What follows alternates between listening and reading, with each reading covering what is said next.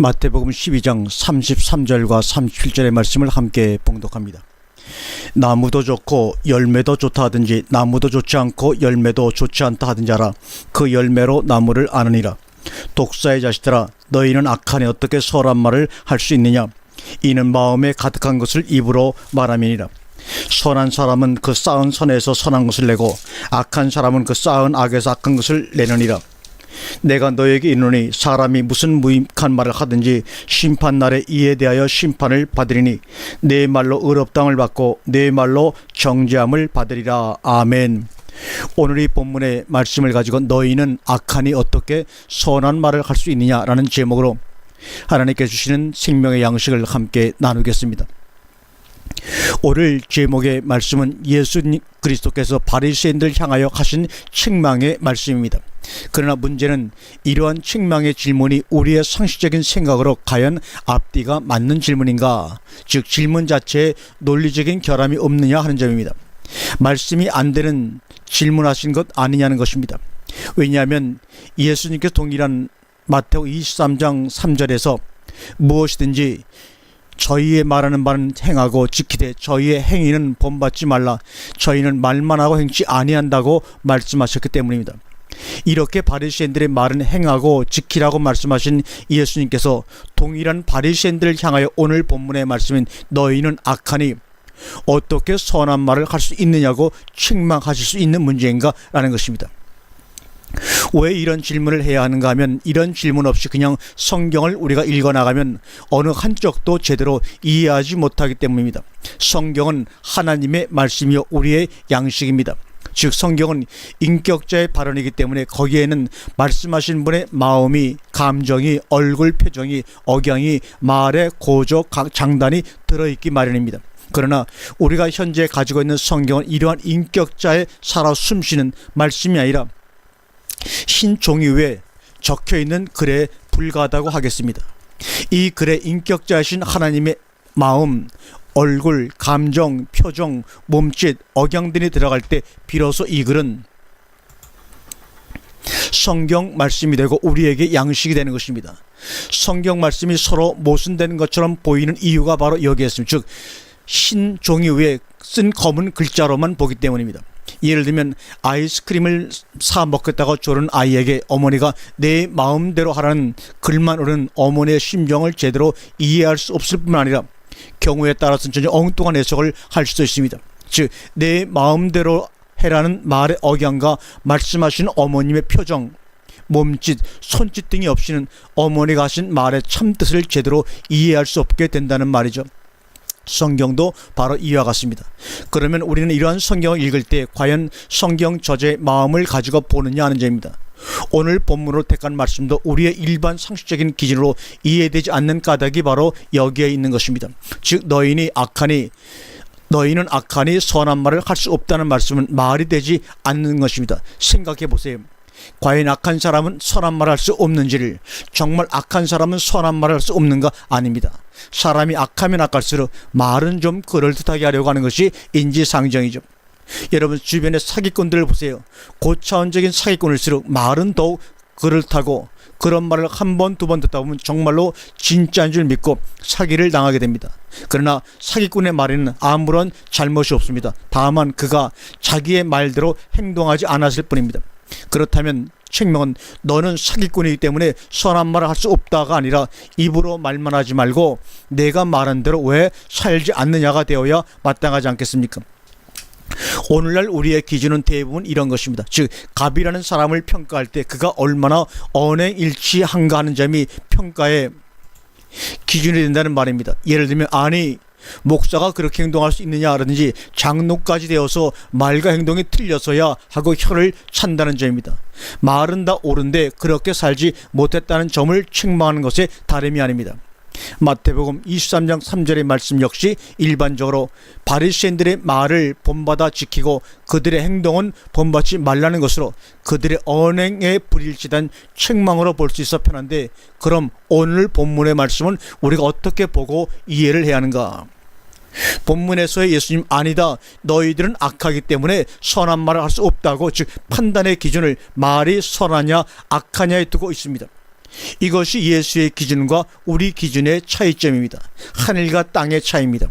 그것이 어떻게 하늘과 땅의 차이냐? 함께 말씀을 나누는 가운데 이해가 될 것입니다.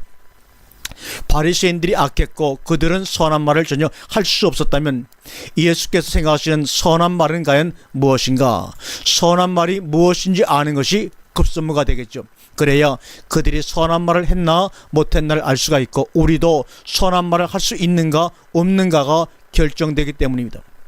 그러기 위해서 본문의 바로 앞절인 33절을 보면 이 말씀이 나무와 실과의 말씀 바로 다음에 등장한다는 점을 알 수가 있습니다. 즉 좋은 나무가 좋은 열매를 맺고 나쁜 나무는 나쁜 열매를 맺을 수밖에 없다는 말씀 다음에 너희는 악하기 때문에 선한 말을 할 수 없다고 하시는데, 이것은 곧 너희는 나쁜 나무이므로 나쁜 열매 악한 말을 맺는 것이 당연하다는 말씀입니다. 중요한 점은 나무와 열매의 상관관계를 인간과 그의 마을의 상관관계로 적용을 했다는 점이죠. 즉 사람을 나무라고 할 때 그 열매는 그의 행동이나 행위가 아니라 바로 말이라는 점입니다. 성경이 많은 곳에서 좋은 열매를 맺지 아니하는 나무마다 찍어 불에 던지겠다고 말씀하시는 그 열매가 무엇이냐면 다른 말은 말이라는 것입니다.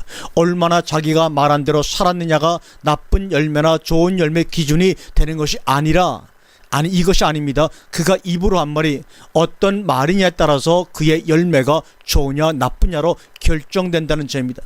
그래서 오늘 본문 36절의 말씀은 사람이 무슨 무익한 말을 하든지 심판날에 이에 대하여 신문을 받으리니 내 말로 의롭다함을 받고 내 말로 정죄함을 받으리라 입니다.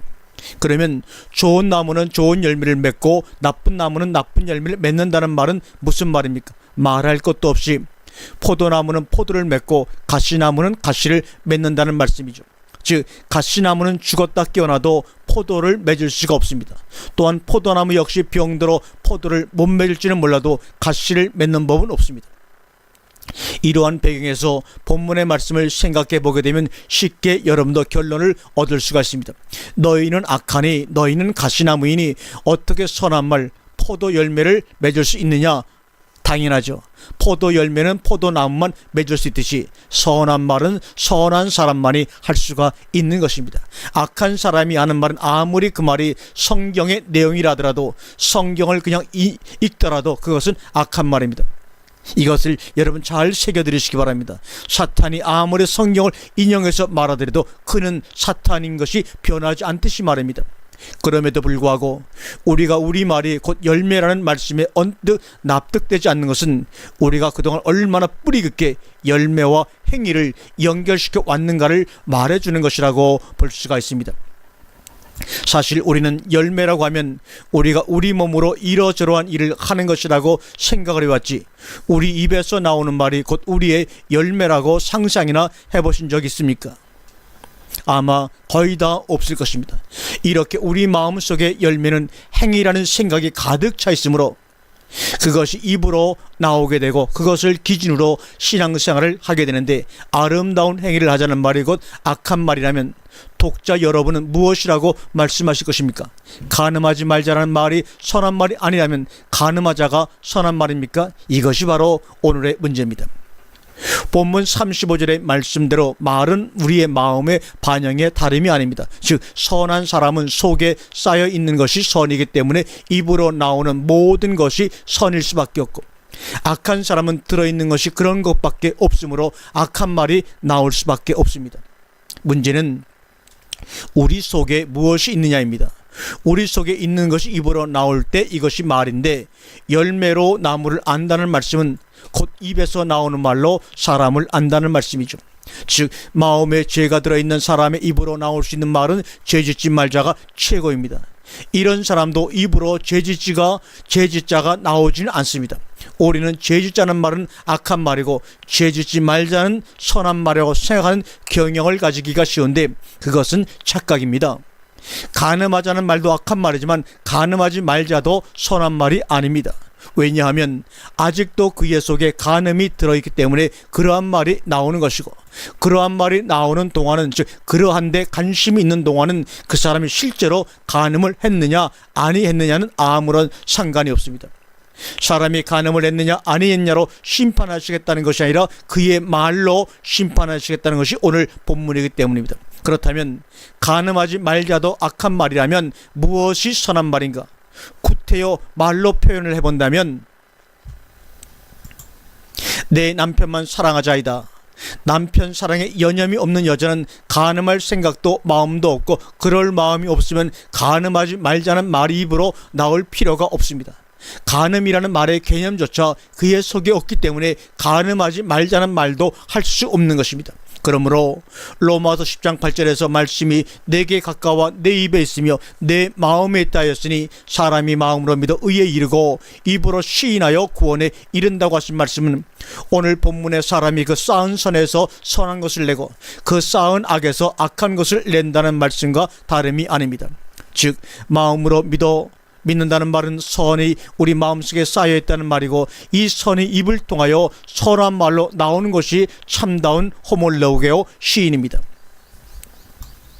야고보 사도가 행함이 없는 믿음은 그 자체가 죽은 것이라고 말씀하신 것도 이런 맥락에서 보아야 제대로 이해할 수가 있는 부분입니다. 믿음이 행함으로 증명된다는 말은 포도나무는 포도를 맺는다는 말과 같은 말이 되는 것입니다.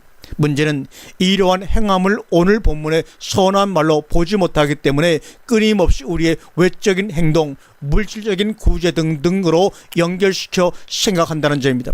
즉 어떤 사람이 사랑의 실천으로 어려운 형제를 구제합시다라고 말했을 때 이 사람이 물질적 육적인 구제를 생각하고 말했다면 그가 비록 성경의 말씀에 근거해서 했다고 하더라도 그것은 악한 말일 뿐입니다.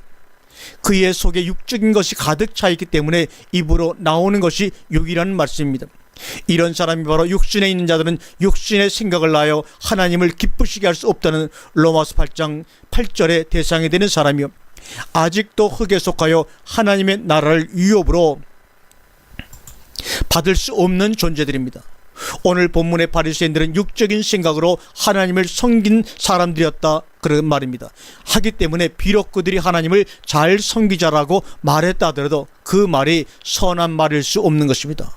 얼마나 안타깝고 불쌍한 일입니까? 하나님을 안 섬기겠다는 말이 아니라 하나님을 섬기겠다는 말이, 예수를 믿겠다는 말이, 교회에 나가겠다는 말이, 기도 열심히 하고 헌금 성실히 하겠다는 말이 악한 말이면 이보다 더 딱한 일이 어디에 있겠는가? 여우를 피하다가 호랑이를 만난 격이요 비를 피하러 독사굴에 들어가는 격입니다.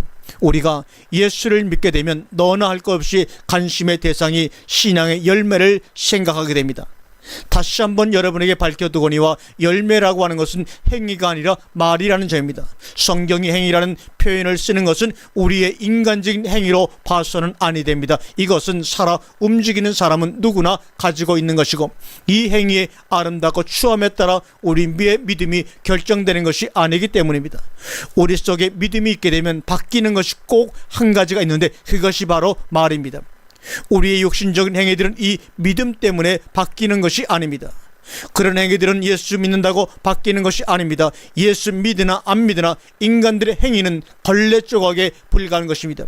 누가 걸레 조각을 빨아서 식탁을 닦겠습니까? 걸레는 빨아도 걸레일 뿐입니다. 그러면 그 말이 어떻게 바뀌는가? 악한 말에서 선한 말로, 육적인 말에서 영적인 말로, 율법에서 그리스도로 바뀝니다. 또한 나는 구원받았다 해서 나는 구원받을 필요도 가치도 없습니다라고 바뀝니다. 천국 가야 된다 해서 지옥 가도 좋습니다로 바뀌게 됩니다. 왜냐하면 나는 믿었기 때문에 틀림없이 구원받았고 따라서 천국에 가야 된다는 사람이 천국 가게 되면 이것은 은혜도 선물도 아니기 때문입니다. 이것은 자기의 믿음이라는 행위에 대한 싹이요 대가에 불과한 것임을 여러분은 아시죠? 참으로 예수를 믿는 사람은 하나님이 너 죽어라 지옥 가라고 해도 한마디 이 신청 없이 예 하고 가는 사람입니다. 우리는 무슨 말을 지금 하고 있는가? 아직도 자기 목숨을 구원코자 예수 믿는 것은 아닌가?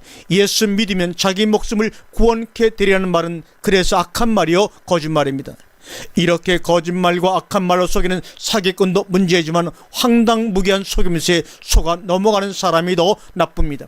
왜냐하면 사기는 행제를 좋아하는 사람들이나 통하지 정도로 가고자 하는 사람에게는 절대로 통하지 않기 때문입니다. 내가 믿었느냐 아니 믿느냐에 따라 상관없이 하나님이 믿었다고 인정해 주시는 것, 이것이 은혜요 선물이며 히브리서 11장에 등장하는 우리 믿음의 조상들입니다. 이러므로 우리가 예수로 말미암아 항상 찬미의 제사를 하나님께 드리자. 이는 그 이름을 증거하는 호몰로게오 시입술의 열매니라고 히브리서 13장 15절에 말씀하고 있습니다. 제사를 드리는 것과 이름을 시인하는 것과 입술에 열매를 맺는 것이 하나로 얘기되고 있습니다. 귀 있는 자는 들을지어다. 아멘.